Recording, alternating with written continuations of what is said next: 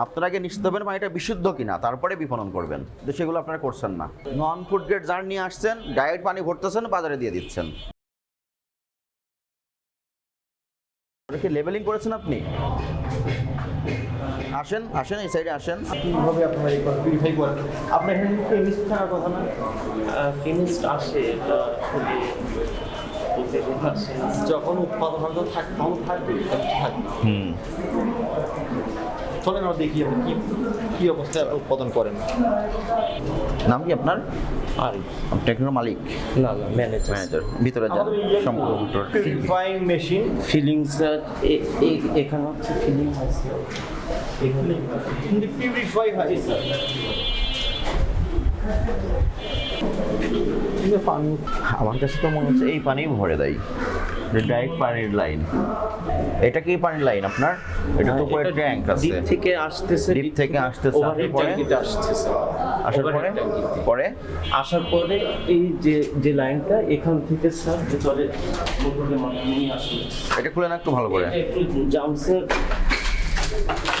তার মানে এখানে আপনার নিয়মিত কাজ কাম হয় না ভিতরে, কারণ দরজা তো জাম, আপনি বললেন আপনি ঢুকতে পারছেন না।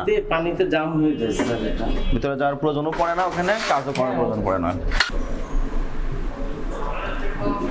এখান থেকে ভ্যাসেলের মাধ্যমে আলো দিয়ে স্যার, তারপর এখানে রিজার্ভ ট্যাঙ্কে আসছে। আসার পরে তারপরে ওখানে মোটরের মাধ্যমে আবার ফিলিং এ চলে আসছে। এত পানি স্যার এই মোটর ট্যাঙ্ক ভরে পানিটা ভরে পড়তেছে নাকি এটা লিক আছে বা কোনো ওভারফ্লো হচ্ছে আর আমার শুনবে ওভারফ্লো হয়েছে। এখানে ওভারফ্লো হচ্ছে এখানে তো সাইড দিয়ে বসেছে, এটা ওভারফ্লো না। স্যার এগুলো অকেজ অবস্থায় পড়ে আছে।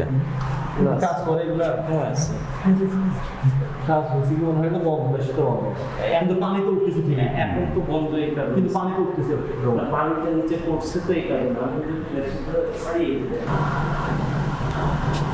আমরা কিন্তু মেশিনের শব্দ পাচ্ছি না, আপনার স্টোরেজে পানি উঠছে, আমার মেশিন কিন্তু বন্ধ ছিল।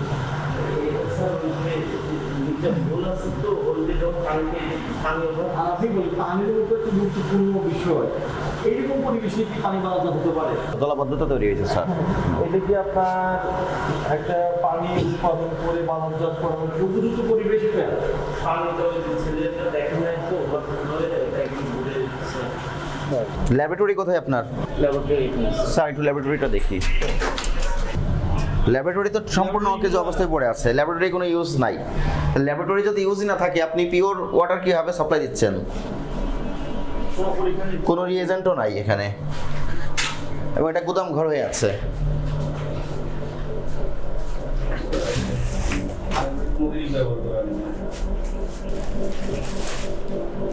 ল্যাবরেটরি ফাংশন নাই, কার্যকারিতা নাই ল্যাবরেটরির কোনো। কোথায় গেল উনি? এই ল্যাবরেটরির কোনো কার্যকারিতা নাই, জাস্ট একটা লাইসেন্সের জন্য করা লাগে, করে রেখেছে, এটা ব্যবহার নাই।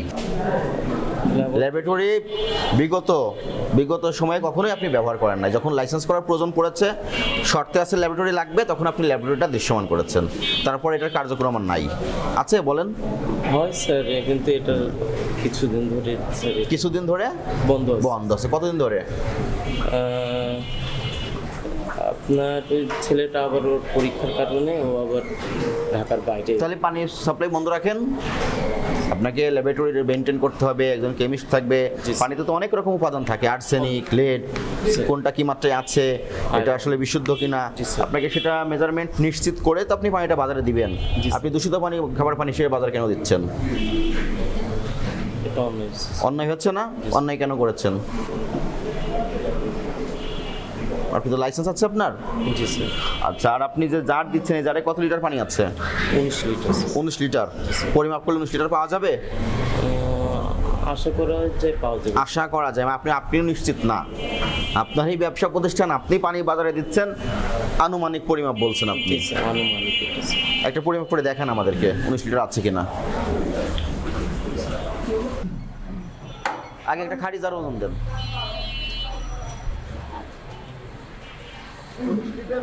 এটা জার সহ এটা স্যার 200 গ্রাম মনে হয় হবে। এটা আপনি খালি একটা ওজন দেন। 19 কেজি 176 গ্রাম।